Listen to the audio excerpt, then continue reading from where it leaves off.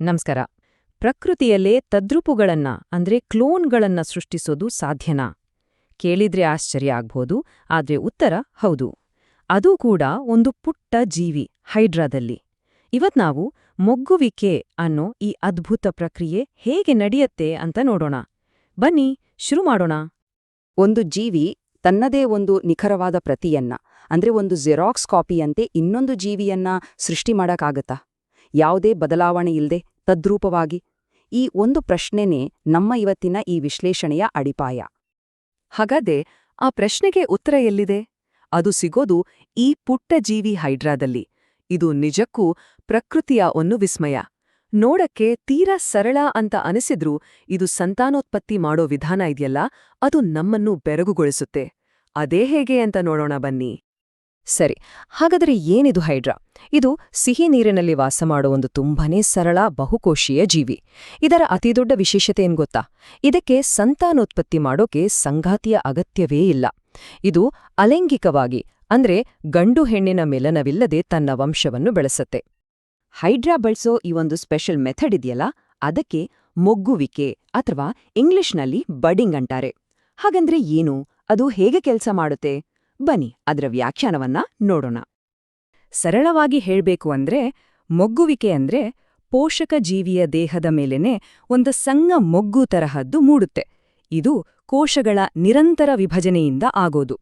ಈ ಪುಟ್ಟ ಮೊಗ್ಗೆ ನಿಧಾನವಾಗಿ ಬೆಳೆದು ಒಂದು ಪೂರ್ತಿ ಹೊಸ ಜೀವಿಯಾಗಿ ಬದಲಾಗುತ್ತೆ. ಎಷ್ಟು ಅದ್ಭುತ ಅಲ್ವಾ? ಈ ಇಡೀ ಪ್ರಕ್ರಿಯೆ ನಡೆಯೋದು ಕೇವಲ 3 ಸಿಂಪಲ್ ಸ್ಟೆಪ್ಸ್ಗಳಲ್ಲಿ. ಒಂದು ಸಣ್ಣ ಮೊಗ್ಗಿನಿಂದ ಒಂದು ಕಂಪ್ಲೀಟ್ ಹೊಸ ಜೀವಿ ಹೇಗೆ ಹುಟ್ಕೊಳ್ಳುತ್ತೆ ಅನ್ನೋದನ್ನ ಈ 3 ಹಂತಗಳು ನಮ್ಗೆ ಕ್ಲಿಯರ್ ಆಗಿ ತೋರಿಸುತ್ತೆ. ನೋಡೋಣ ಬನ್ನಿ. ಹಾಗಾದ್ರೆ ಆ 3 ಹಂತಗಳು ಯಾವುದು? ಮೊದಲನೆಯದು ಮೊಗ್ಗಿನ ರಚನೆ ಅಂದ್ರೆ ಫಾರ್ಮೇಷನ್. ಎರಡನೆಯದು ಅದರ ಬೆಳವಣಿಗೆ ಅಂದ್ರೆ ಗ್ರೋತ್. ಮತ್ತು ಕೊನೆಯದಾಗಿ ಅದು ಪೋಷಕ ಜೀವಿಯಿಂದ ಬೇರ್ಪಡೋದು ಅಂದ್ರೆ ಡಿಟ್ಯಾಚ್ಮೆಂಟ್. ಈಗ ಒಂದೊಂದೇ ಹಂತವನ್ನು ಹತ್ತಿರದಿಂದ ನೋಡೋಣ. ಮೊದಲನೇ ಹಂತ ರಚನೆ. ಇಲ್ಲಿ ಏನಾಗುತ್ತೆ ಅಂದ್ರೆ ಪೋಷಕ ಹೈಡ್ರಾದ ದೇಹದ ಮೇಲೆ ಕೋಶಗಳು ಅಂದ್ರೆ ಸೆಲ್ಸ್ ತುಂಬಾನೇ ಸ್ಪೀಡಾಗಿ ಡಿವೈಡ್ ಆಗೋಕೆ ಶುರುವಾಗುತ್ತೆ. ಈ ನಿರಂತರ ವಿಭಜನೆಯಿಂದ ಅಲ್ಲೊಂದು ಸಣ್ಣ ಉಬ್ಬು ಅಂದ್ರೆ ಮೊಗ್ಗು ಹುಟ್ಕೊಳ್ಳುತ್ತೆ.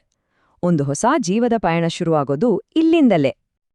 ಎರಡನೇ ಹಂತ ಬೆಳವಣಿಗೆ. ಈಗ ಈ ಪುಟ್ಟ ಮೊಗ್ಗಿಗೆ ಬೇಕಾದ ಎಲ್ಲ ಪೋಷಣೆ ಎಲ್ಲಿಂದ ಸಿಗುತ್ತೆ ಅಂತ ಯೋಚನೆ ಬರಬಹುದು. ಸಿಂಪಲ್, ನೇರವಾಗಿ ಅದರ ಪೋಷಕ ಜೀವಿಯಿಂದಲೇ ಸಿಗುತ್ತೆ. ಅಂದ್ರೆ ಈ ಹಂತದಲ್ಲಿ ಅದು ಸಂಪೂರ್ಣವಾಗಿ ತನ್ನ ಪೋಷಕ ಜೀವಿಯ ಮೇಲೆಯೇ ಅವಲಂಬಿತವಾಗಿರುತ್ತೆ.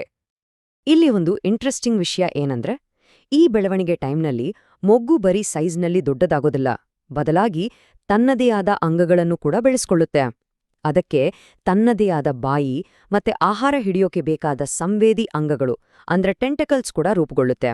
ಈಗ ನೋಡೋಕೆ ಇದು ಥೇಟ್ ಒಂದು ಮಿನಿ ಹೈಡ್ರಾದ ಹಾಗೆ ಕಾಣಿಸುತ್ತೆ. ಮತ್ತು ಈಗ ಫೈನಲ್ ಸ್ಟೇಜ್ ಪ್ರತ್ಯೇಕಗೊಳ್ಳುವಿಕೆ. ಮೊಗ್ಗು ಪೂರ್ತಿಯಾಗಿ ಬೆಳೆದು ಓಕೆ, ನಾನು ಇನ್ನು ಸ್ವತಂತ್ರವಾಗಿ ಬದುಕಬಲ್ಲೆ ಅನ್ನೋ ಸ್ಟೇಜ್ ತಲುಪಿದ ತಕ್ಷಣ ಅದು ತನ್ನ ಪೋಷಕ ಜೀವಿಯಿಂದ ಕಟ್ಟಾಗುತ್ತೆ. ಇಲ್ಲಿಂದ ಅದರ ಸ್ವತಂತ್ರ ಜೀವನದ ಹೊಸ ಅಧ್ಯಾಯ ಶುರು. ಸರಿ, ಈಗ ಮೊಗ್ಗು ಪೋಷಕ ಜೀವಿಯಿಂದ ಬೇರ್ಪಟ್ಟಾಯಿತು. ಮುಂದೇನಾಗುತ್ತೆ? ಆ ಹೊಸ ಹೈಡ್ರಾದ ಕಥೆ ಏನು? ಅದೊಂದು ಸ್ವತಂತ್ರ ಜೀವಿಯಾಗಿ ಹೇಗೆ ಬದುಕುತ್ತೆ? ಬನ್ನಿ ನೋಡೋಣ. ಪೋಷಕ ಜೀವಿಯಿಂದ ಬೇರ್ಪಟ್ಟ ಆ ಪುಟ್ಟ ಹೈಡ್ರಾ ನೀರಿನಲ್ಲಿ ತೇಲುತ್ತಾ ಹೋಗಿ ತನಗೆ ಸೇಫ್ ಅನಿಸೋ ಒಂದು ಜಾಗದಲ್ಲಿ ಸೆಟಲ್ ಆಗತ್ತೆ. ಅಲ್ಲಿಂದ ಅದರ ಹೊಸ ಇಂಡಿಪೆಂಡೆಂಟ್ ಲೈಫ್ ಶುರು. ಈಗ ಅದು ತನ್ನದೇ ಆದ ಒಂದು ಜೀವಿ. ಇಲ್ಲಿಯವರೆಗೂ ಪ್ರೋಸೆಸ್ ಹೇಗಿರುತ್ತೆ ಅಂತೂ ನೋಡಿದ್ವಿ. ಆದ್ರೆ ಈಗ ಬರೋಣ ಅತಿ ಮುಖ್ಯವಾದ ಪ್ರಶ್ನೆಗೆ. ಈ ಹೊಸದಾಗಿ ಹುಟ್ಟಿದ ಹೈಡ್ರಾ ಹೇಗಿರುತ್ತೆ? ಅದು ತನ್ನ ಪೋಷಕ ಜೀವಿಯನ್ನೇ ಹೋಲುತ್ತಾ? ಹೌದು, ಅದೇ ಪ್ರಶ್ನೆ. ಈ ಹೊಸ ಸ್ವತಂತ್ರ ಹೈಡ್ರಾ ನೋಡೋಕೆ ಹೇಗಿರುತ್ತೆ? ಅದರ ಗುಣಗಳು ಹೇಗಿರುತ್ತೆ? ತನ್ನ ಪೋಷಕ ಜೀವಿಯ ಹಾಗೇ ಇರುತ್ತಾ ಅಥವಾ ಅದರಲ್ಲಿ ಏನಾದ್ರೂ ವ್ಯತ್ಯಾಸಗಳು ಇರುತ್ತಾ? ಇದರ ಉತ್ತರ ತುಂಬಾನೇ ಇಂಟ್ರೆಸ್ಟಿಂಗ್ ಆಗಿದೆ. ಉತ್ತರ ಇಲ್ಲಿದೆ ನೋಡಿ. ಅದು ತನ್ನ ಪೋಷಕ ಜೀವಿಯ ಒಂದು ಪರ್ಫೆಕ್ಟ್ ಕಾಪಿ. ಅಕ್ಷರಶಃ ಒಂದು ಜೆರಾಕ್ಸ್ ಕಾಪಿ ಇದ್ದ ಹಾಗೆ. ಒಂದೇ ಒಂದು ಸಣ್ಣ ವ್ಯತ್ಯಾಸನೂ ಇರೋದಿಲ್ಲ. ಇದನ್ನೇ ಸೈಂಟಿಫಿಕ್ ಆಗಿ ಜೆನೆಟಿಕಲಿ ಐಡೆಂಟಿಕಲ್ ಅಂತ ಕರೆಯೋದು. ಇದರರ್ಥ ಹೊಸ ಹೈಡ್ರಾದ ಜೆನೆಟಿಕ್ ಮಟೀರಿಯಲ್ ಅಂದ್ರೆ ಅದರ ಡಿಎನ್ಎ ಪೋಷಕ ಹೈಡ್ರಾದ ಡಿಎನ್ಎ ಜೊತೆ 100% ಮ್ಯಾಚ್ ಆಗುತ್ತೆ. ಸೊ ಈ ಇಡೀ ಪ್ರಕ್ರಿಯೆಯ ಸಾರಾಂಶ ಏನು? ಮೊಗ್ಗುವಿಕೆ ಅನ್ನೋದು ಅಲೈಂಗಿಕ ಸಂತಾನೋತ್ಪತ್ತಿಯಾಗಿರೋದ್ರಿಂದ ಹುಟ್ಟೋ ಹೊಸ ಹೈಡ್ರಾಗಳು ತಮ್ಮ ಪೋಷಕರ ನಿಖರವಾದ ತದ್ರೂಪುಗಳಾಗಿರುತ್ತೆ. ಅಂದ್ರೆ ಜೈವಿಕವಾಗಿ ಸಂಪೂರ್ಣವಾಗಿ ಒಂದೇ ಆಗಿರುತ್ತೆ. ಇದೇ ಈ ಪ್ರಕ್ರಿಯೆಯ ಅತಿದೊಡ್ಡ ಹೈಲೈಟ್. ಹಾಗಾದ್ರೆ ಕೊನೆಯದಾಗಿ ಒಂದು ಪ್ರಶ್ನೆ ಮೂಡುತ್ತೆ. ತನ್ನದೇ ಒಂದು ಪರ್ಫೆಕ್ಟ್ ಪ್ರತಿಯನ್ನ ಸೃಷ್ಟಿಸುವ ಈ ಸಂತಾನೋತ್ಪತ್ತಿ ವಿಧಾನದಿಂದ ಹೈಡ್ರಾಗೆ ಆಗುವ ಅತಿ ದೊಡ್ಡ ಅನುಕೂಲವಾದರೂ ಏನು? ಯಾಕೆ ಪ್ರಕೃತಿ ಇಂಥದೊಂದು ಅಮೇಜಿಂಗ್ ವಿಧಾನವನ್ನು ರೂಪಿಸಿದೆ? ಇದರ ಬಗ್ಗೆ ಯೋಚನೆ ಮಾಡಿ ನೋಡಿ. ಮತ್ತೊಂದು ಕುತೂಹಲಕಾರಿ ವಿಷಯದೊಂದಿಗೆ ಮತ್ತೆ ಸಿಗೋಣ.